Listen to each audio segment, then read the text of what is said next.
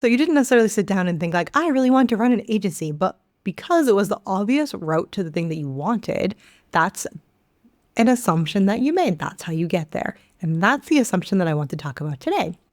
Because your goal could be right, but what if the path that you are taking to get there is not right for you? So how do we do this? When I think about goals and whatnot, a lot of times I see people confusing two things. It is what you want and what you think you need to do to get that thing, but they're not the same. So in this example, the goal was to do more strategy, less implementation. The agency was not the goal. The agency was one way that other people have gotten and achieved that goal.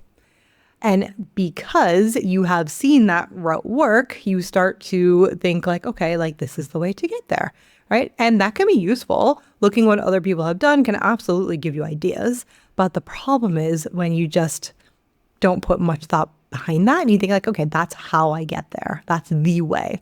Because when you blindly follow what others are doing, you don't stop to think about if it makes sense for you. And that has repercussions that I'm going to get into.